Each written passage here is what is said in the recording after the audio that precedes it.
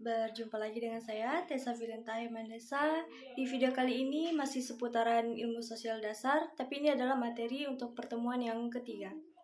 Pada pertemuan yang ketiga ini, materi ilmu sosial dasar yang dapat saya rangkum adalah sebagai berikut. Ilmu sosial dasar memiliki ruang lingkup dan cakupan yang luas karena hubungan langsung dengan kehidupan manusia sebagai makhluk sosial. Fokus utama ilmu ini adalah mempelajari pola interaksi, hubungan, dan struktur yang terbentuk di masyarakat.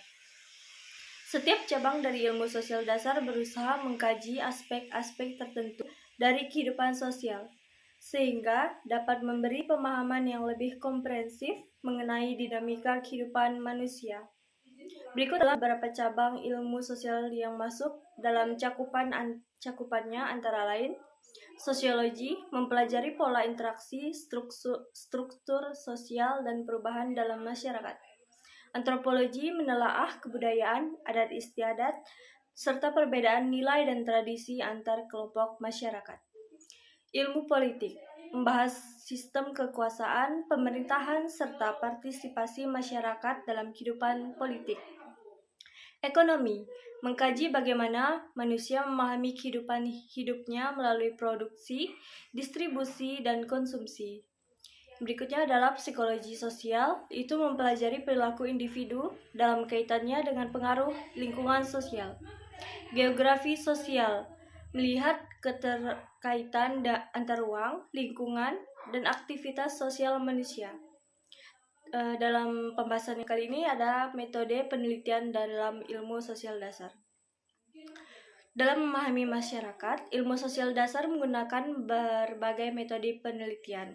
Antara lain adalah metode kualitatif, seperti wawancara, observasi, dan studi kasus untuk menggali makna dan pengalaman hidup individu atau kelompok.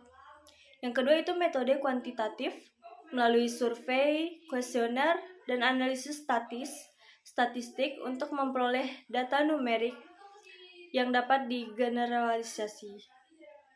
Pendekatan campuran menggabungkan metode kualitatif dan kuantitatif untuk memberikan gambaran yang lebih komprehensif tentang fenomena sosial.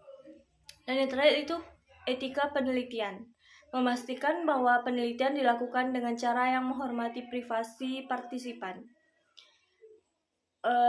Yang berikutnya itu poin tentang relevansi ilmu sosial dasar.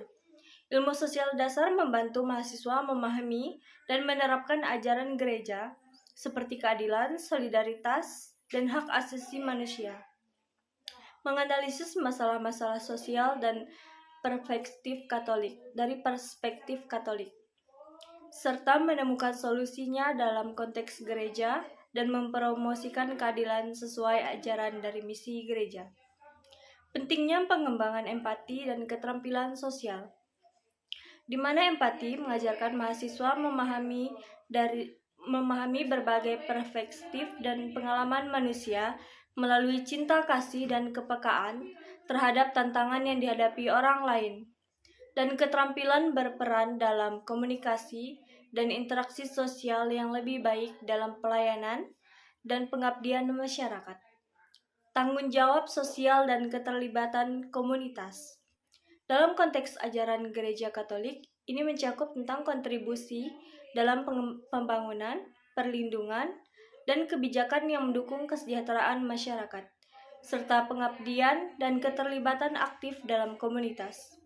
Etika sosial dan kewajiban moral, yaitu etika yang sesuai dengan prinsip-prinsip moral Katolik, juga mendukung pengembangan karakter sesuai ajaran gereja. Kesimpulan dari materi yang ketiga ini yaitu tentang bagaimana SD mencakup yang luas. Ilmu sosial dasar tidak hanya bersifat teoritis, tetapi juga praktis dan juga aplikatif.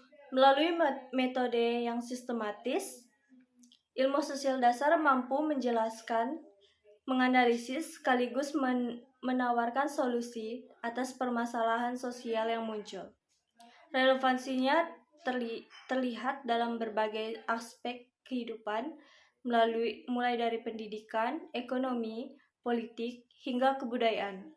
Sehingga ilmu sosial menjadi fondasi penting dalam membangun masyarakat yang lebih baik dan berkeadilan.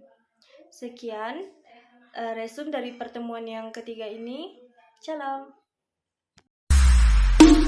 Saatnya sudah harus tadi.